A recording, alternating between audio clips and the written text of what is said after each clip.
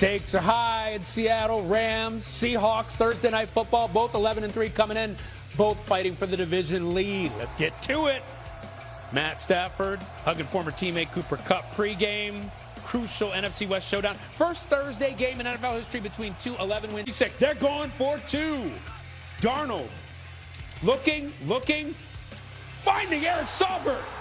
That's the two-point conversion. That's the win. Seahawks win it in walk-off fashion in OT. They beat the Rams 38-37. And what a difference this win makes for Seattle in a crowded NFC race.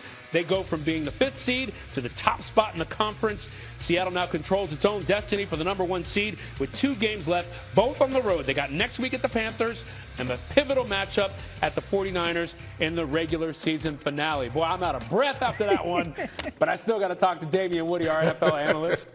And Damien, I can't wait to talk about this. What did you think of the Seahawks going for 2 at the end of overtime? Ryan, my Lord, was that a great game. That was the best game of the year. And listen, the reason this game came down to what it came down to was the Seattle Seahawks defense. In that fourth quarter, those 3 straight 3-and-outs, that Seattle Seahawks defense really stood up to this Rams offense and allowed the Seahawks to get back in the game. That punt return for a touchdown by Rashid Shaheed. Okay, then Sam Darnold comes back and throws a touchdown pass, and they convert both 2-point conversions. And all of a sudden, the momentum just flipped in this game. Then you saw some back and forth, but ultimately, Sam Darnold, after, rough outing at the beginning of the game, battled back in this game and ultimately won this game for the Seattle Seahawks. What a game. Yeah, and speaking of Sam Darnold, by the way, 6 interceptions in 2 games against the Rams. I got to say, so many times we watched this game, we thought we just counted him out, said game over. But what impressed you about Darnold tonight being able to bounce back? Well, he just stuck with it. I mean, listen, we've been talking about the Rams were his kryptonite, and it looked like for most of the game, the Rams had his number on defense. But, again, he kept getting the opportunities again and again and again, and Sam Darnold just made those plays in the critical moments in this game. What we've been saying about Sam Darnold is this. Can he win the big game? Can he win the games that you need that count the most? And in the biggest game of the year, to take command of the NFC West, Sam Darnold plays his best ball at the end of the game. What a game for him. Yeah, and you know what? You said it. This is kind of the best game of the year. Instant classic indeed. And the best quarterbacks win the biggest games. That's exactly what Sam Darnold did tonight. Damien Woody, thanks so much. Appreciate it. Thank you. And now new on SportsCenter, Rashid Shaheed with Lindsey Thiry. Rashid, a huge turning point in this game. Your return punt for a touchdown. Tell me about it. I was execution. Something we've been talking about all week is getting these sprung for a touchdown. That type of play only happens when 10 other guys are doing their job, man. So shout out to them, and it gave us the spark we needed. You guys scored 16 points in just about 2 minutes. How did you do it on offense as well? Resilience, sticking together, believing in each other, focusing on what we practice and preach every single day. And the turnout is exactly this, man. This is amazing. Sam Darnold has had a tough go against the Rams. What does this mean for you guys to get this for him? It means everything. It means momentum for him. I know it's going to feel good, but we got more work to do, man. Sam is a competitor, and he always wants to play well. And I felt like he came out here and he answered well. A lot in the line in the division tonight. You guys now overtake the NFC West. Tell me about the celebration when this ended. We're definitely going to celebrate, man, with the 12s, with the team, with the coaches, with the staff. This is definitely feels good, man. It feels so good. Congratulations. Thank you. Thank you.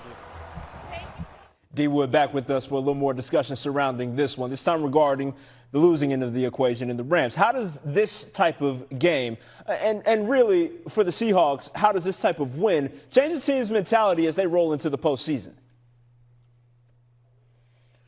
Well, listen, anytime you get a big win against your nemesis within a division, I mean, it just gives you that momentum as we hit the going into the playoffs. And so for Seattle, obviously you talk about Sam Darnold exercise some demons, going back to last year when he was with the Minnesota Vikings, going up against the Rams, and obviously, his earlier game in Los Angeles, and then be able to come back and acquit himself and come out here with a big win.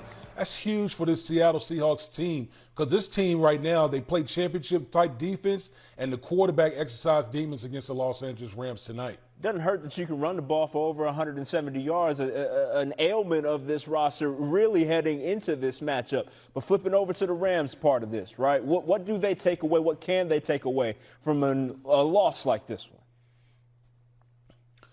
Well, listen, Matt Stafford is still, he's still one of the best quarterbacks in the National Football League, throwing for almost 500 yards, and Puka Nacua going nuclear tonight.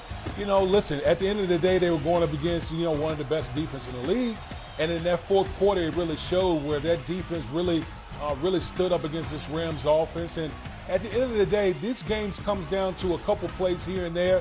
And you got to credit the Seattle Seahawks for making the critical plays to go out here and win this game on their home turf. Now, speaking more to the Rams and what they do moving forward, the idea that they were top dog in this NFC and they had to be knocked off the top of that hill. Seattle's able to do that. But are we still looking at the Rams as a team to beat by the time we roll into late January, potentially into February? Absolutely. The Rams are still one of the best teams in all of football, not just in the NFC. And you also got to remember, no Devontae Adams tonight. That's a huge piece to the Rams' offense, particularly in the red zone. And so, listen, this was I'm sure this loss is definitely going to hurt. You never want to lose to your division rival. But this Rams team isn't going anywhere. They got a quarterback, an MVP-type quarterback in Matthew Stafford. Obviously, we saw what Puka Nacua can do. They got a very good defense over there with Los Angeles. And when they get Devontae Adams back, it's just going to make them that much more dangerous on offense. For Seattle, the run game and being able to play really stout defense are two of the things that folks always say helps you when that weather turns into a little bit colder climates. Is this repeatable for Seattle, this type of production on the ground, or are we looking at a statistical anomaly? No, listen, Seattle is one of those teams, they want to run the ball. They run the ball at one of the highest rates in the National Football League.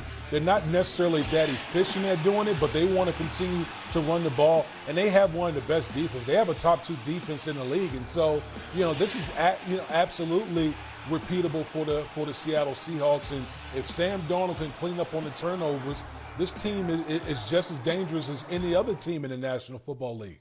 As we watch Sam Darnold work through those turnovers, man, it is hopeful to know that he was able to bounce back, but we shall see if he's able to make that a consistent thing, that being the bounce back, and obviously hoping to avoid that on the front end. When you watch those turnovers occur, was it a matter of him staring down a receiver too long? Was it an issue of him seeing ghosts, as he's mentioned in past outings? What does it boil down to, especially this time of year where Sam Darnold seems to show some faults in the armor at times? I think the first interception, you got to credit the Rams defensive staff for, showing one thing pre-snap and then something totally different post-snap. They really baited Sam Darnold into that interception. So that was a great play by the Rams defense. And listen, the other interception, right here, you got the defensive tackle dropping right into the voided space that Sam Darnold was throwing the ball. So, again, if you talk to Sam Darnold, he absolutely would love to have those back. But I think the most important aspect of this whole thing is he battled back in this game. He battled back. He made critical plays in the fourth quarter and overtime to ultimately win the game. Yeah, it's tough when a zero shade or a 2-eye technique is just in a place where he ain't supposed to be, right? Like, I can't blame Sam too much in that regard. D-Wood, appreciate you hanging on with us, big dog. As always, man, we'll talk to you again soon. Nuance Sports Center here. Sean McVay at the podium.